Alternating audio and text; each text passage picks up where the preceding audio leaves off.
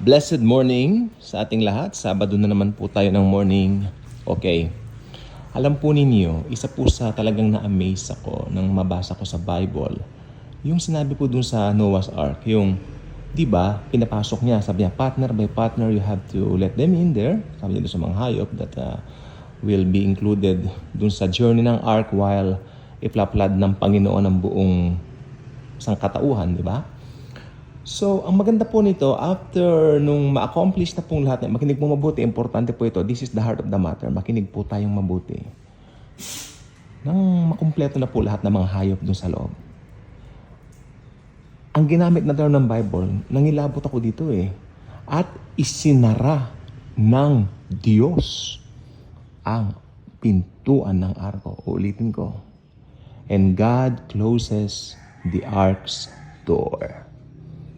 Nangilabot ako kasi hindi binanggit ng Bible na at isinara na ni Noe ang, pansin nyo, ang pintuan ng arko. Bagkus at isinara ng Panginoon ang pintuan ng arko. Wow. There's something in there. Makinig pong mabuti. There is really something in there. Anong connect nito sa salvation? Alam natin ang kwento right after that. Inaulan na ng Lord ang buong sangkatauhan, di ba? Pumaha. Nagunaw ang buong sandaigdigan. Dahil Diyos ang nagsara ng pintuan ng arko, maski magkukumahog, magkukumatok ang mga taong naiwan sa labas, hindi na po sila pinapasok. May tanong po ko sa inyo, mga kababayan ko at mga kaibigan ko. Saan yari ang arko? Sagot, wood. Tagalog, kahoy. Yari sa kahoy ang arko. Grabe tong revelation na ito, Diyos ko. Lord, let me deliver this well. With them. Yeah. With the Lord's help, of course. Okay. Ano ang connect nito sa salvation?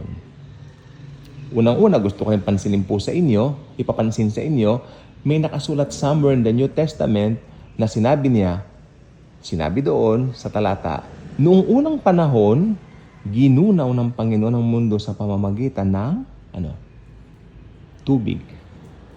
At alam naman natin, wala pong pagtatalo at walang pagtatanggi. Yan po ay ang Noah's Ark, nung ito ay ma-flood, nung ito ay bumaha. Amen? Yan po yung pangyayaring yaon. Wala pong pagtatalo at walang pagtatanggi, okay? Pero ang masalimuot po nito ay yung tinuloy yung verse, sabi, ngunit, sa mga naghihintay na kapanahunan, gugunawin ng Diyos at tutupukin niya ang mundo sa pamamagitan ng apoy at asupre. That's it. Oh my Lord. Yan po ang mangyayari sa katapusan ng daigdig nito. Apoy at asupre ang gagamitin ng Lord to destroy all ng mga nandini sa lupang ibabaw na ini. So, anong gusto kong sabihin po sa inyo? Why it connects to salvation? Alam ninyo, pag nakakarinig tayo ng gospel, simple lang po ang laman nito.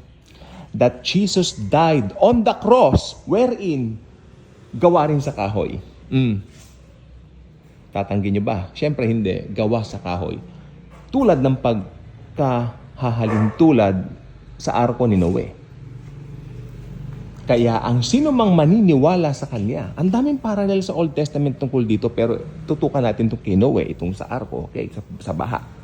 Anong pagkakahintulad po nito? Kung sino man ang maniniwala na namatay si Jesus sa krus ng Kalbaryo para bayaran ang sangkatauhang mga kasalanan ay, maliligtas. Pero, ang hindi sasampalataya at pagtatawanan ng gospel, maiimpyerno forever. Ganyan din po ang nangyari nung panahon ni Noe. Alam po ba ninyo ang pagitan mula nang ito ay kanyang itinatatag at itinatayo hanggang matapos po ito ay 100 taon. Sa loob ng 100 taon na yan, while Noah was forming or building the ark, ay nagtatawanan ng mga tao. Nabubuwang ka na Noah, kanila. Nabubuwang na si Noah dahil ang ganda-ganda ng kapanahunan. Tingnan mo, nakatirik ang araw, naggagawa ka ng ganyan. Tandaan po ninyo, ang 100 taon ng araw, ito lang po ay normal lifespan ng tao dahil nung araw po, mahahaba po ang buhay ng mga tao. Alam na po ninyo yan, di ba? I don't have to elaborate it more here sa vlog na ito. Pero nagtawa po sila eh. They mocked yung gawain ng, paggawa ng arko. Walang pinagkaiba ngayon. Mga tao, they're mocking sa gawain ng pagpapalaganap ng gospel. Ilang beses po kami pinagtawanan sa pag-share namin ng gospel. Hindi kami pinapansin, dinededma kami. Pero kami mga artistang darating dyan sa may malapit dito, may mga pagtatanghalan, doon sila sa mga artista, pinupuntahan nila. Hindi kayo ililigtas na mga yan. Only Jesus can save you. Mas gusto nila yung mga bagay na nandito sa lupa. Paano nga? Bulag pa sila. Sabi ng aklat ng Korinto, binulag ng Diyos ng sanlibutan ito ang kanilang mga mata. Kaya kailangan nila tayo, mangaral tayo ng Ebanghelyo ni Jesucristo. Pure grace gospel ang kailangan nilang marinig na namatay si Jesus sa krus para bayaran ng kasalanan. Di po ba? At sino mang maliligtas, sino mang mananalig, ay maliligtas. Pero may mga nagtatawa po talaga. Tulad ng mga nagtawa, just like in the days of Noah, yung mga nagtawa, hindi na po nakapasok sa arko. Ganon po, makinig po mabuti. Yung mga magtatawa ngayon sa pangaral ng Ebanghelyo ng Panginoong Jesucristo, ng pure grace gospel, siyempre wala namang ibang gospel kundi ang pure grace gospel ni Jesus, no?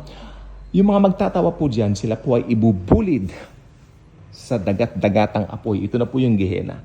Pero yung mga namamatay po ngayon, saan po ba napupunta? Okay, meron pong temporary detention sila. Natawagin po natin Hades.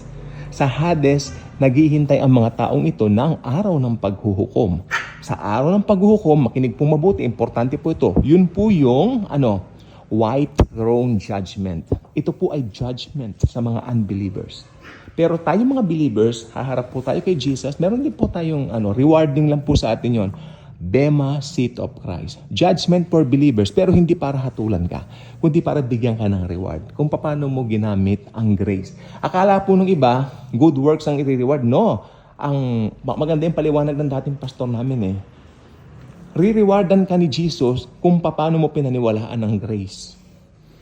Yung talentong itinago mo, alam mo yon, yun ay grace. Binigyan kita ng grace. Ginamit mo ba? Pinaniwalaan mo ba? Kala nung iba, good works ang yan ron. Kasama rin yung good works, pero mas hahatulan ka kung paano mo pinaniwalaan yung grace. Yon. Huwag kayong malilito, okay? So, yan po ang sinasabi ko. Darating po ang panahon, yung mga nagtatawa ngayon, katulad ng mga naiwan, nagkakatok sila doon sa pintuan ng arko, pero huli na po ang lahat. Like, ito po ang pinakamagandang illustration na nakita ko dito sa FB, kaya ayan ang nilagay kong picture. Pero alam nyo, higit pa dyan yung mga dinanas po nila. Ngayon, mga kababayan ko, mga kaibigan ko, mga kapatid sa Panginoon, mga kababayan na lang, hindi pa mananampalataya. You have to decide for Jesus. Accept Jesus while there is yet time. Paano ba i-accept si Jesus? Well, kailangan mong paniwalaan na namatay siya sa cross para bayaran ang sangkatauhang mga kasalanan. Okay? At pag pinaniwalaan mo ito, anong epekto nito? Kaligtasan ng iyong kaluluwa. Salvation. Kaya nga po, tuwan-tuwa ako pag nakakita ako ng mga nakalagay na mga, yung mga pailaw doon sa EDSA, may nakalagay doon. Jesus alone saves. Okay? Amen? Tapos may simbahan po sa tapat ng SM North. Alam naman na po natin anong simbahan yon. Nakalagay doon, Jesus is the only hope of the world. Amen? Tumatalo ng aking puso kapag nakikita ko ang mga yan. Okay, so tayo mga believers, rest assured, hindi na po tayo magkukumahog para kumatok sa arko. Dahil hindi naman tayo bubulid sa apoy ng impyerno. Tayo po ay mga ligtas na during that time, glorified body na po tayo, sapagkat pag nag-rapture po, glorified body na po tayo. Forever. Diba? So, ayun po ang gusto ko po sabihin. Keep on sharing the gospel. Regardless na mga may nagtatawa. Tandaan ninyo, lagi may magtatawa. Lagi tayong, Pero, sabi ng Bible, the more na pinagtatawanan ka, si Jesus ang pinagtatawanan nila, hindi ikaw. God bless everyone.